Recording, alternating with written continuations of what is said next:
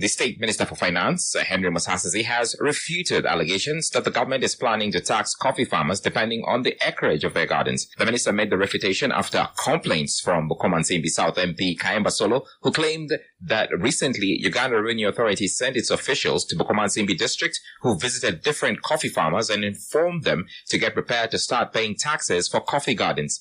Kabarole asked the Deputy Speaker of Parliament, Thomas Taiwa, to direct the Ministry of Finance to explain the claims. Honorable Speaker, 2 weeks back in my area, Chivinge sub-county, which is in Bukomansimbi South, some people came and they said they were URA officials. So they told the farmers that they are going to start taxing the coffee plantations according to the acreage. So I want the Ministry of Finance to come and tell us, is it true you are going to start taxing the coffee farmers according to the coffee actually plantations according to their acreage? Honourable Minister for Finance. In response, Henry Musasizi told the House that the Finance Ministry has no plans to tax coffee gardens.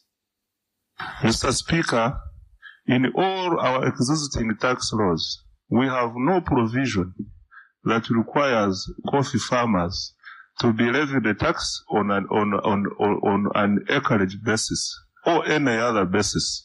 Therefore, those people who went to his constituency, we regard them as masqueraders. They are not from URA. Makerere University is moving swiftly to develop degree programs for primary school teachers. The move comes 5 years after the Ministry of Education raised the bar for teacher qualifications. Matthias Mulumba Bwanika, the Dean of the School of Education at Makerere, said the move is a direct response to the 2019 National Teacher Policy, which requires all teachers from nursery to secondary level to hold a bachelor's degree. Bwanika further noted that since the policy's adoption, the University's School of Education has been restructuring and preparing to implement the new programs, which include a primary education degree program currently in the development phase. Alongside this development, Makerere University rolled out a bachelor's degree in early childhood development, also in response to the national teacher policy. However, the development of these new programs has faced delays, mainly due to legal hurdles. For instance, the teacher bill, a critical piece of legislation designed to support the national teacher policy, has stalled in Parliament. President Yoweri Museveni has called on African nations to focus on 4 critical sectors to drive sustainable wealth creation and economic development.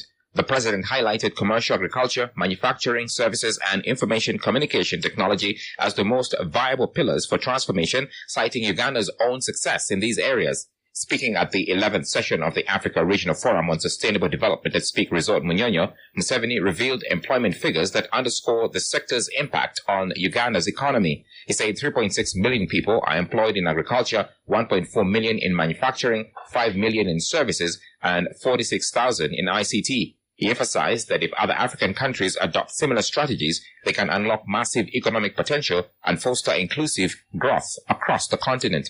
In order for the 4 sectors to be fully developed so as to create wealth and jobs, they need low-cost transport, the railway and the direct transport. Part of the mistakes in Africa have been to neglect the railways. And this is what I told the World Bank when we met in Nairobi. How can you talk of private sector-led growth if you don't talk about lowering the cost of doing business? Now, some of the factors that bring costs to go up is transport of cargo. If you have got expensive cargo transport, how will the companies succeed? So, rail transport, direct transport, electricity, an educated and healthy workforce, stopping the export of raw materials, low cost of money for borrowing to do business, the big market of Africa and beyond. Now, those are the obstacles that we should really concentrate on.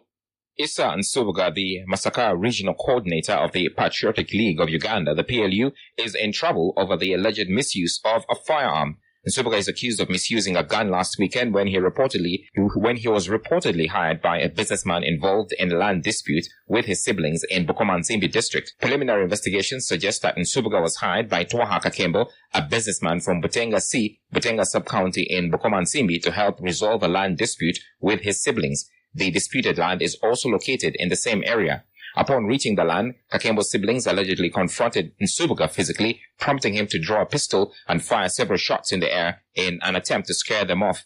The police believe that by firing the bullets, Nsubuga intended to evict Kakembo's siblings from the land. Mariam Nagoja, a family member, claimed that Nsubuga arrived on the scene armed with a machete and a pistol. He ordered them to vacate the land before firing the bullets. Farmers in Rengaju sub-county Kabarole district are in distress following a disease that has killed more than 300 goats in 2 months. The affected villages of Ansahu, Bwabia, Bukoni A and B, Chidubuli and Kichuna have seen a rapid spread of the illness with symptoms including flu, cough, watery eyes, bloody diarrhea and sudden death within 3 days of onset. Rengaju was designated in 2018 as a model sub-county under the government's Prosperity for All program aimed at eradicating poverty. Oliver Kamuracho, a goat farmer, suspects that the goat disease was introduced when BRAC Uganda supplied goats from Soroti district to youth groups in Rengaju as part of a community support program. Kamuracho revealed that she had invested from the parish development model into goat rearing only to be met with this tragedy. Abel Kamuhanda, another affected farmer, says that the spread has been worsened by communal grazing practices. For these and more stories and the latest updates, log on to sanufm.com.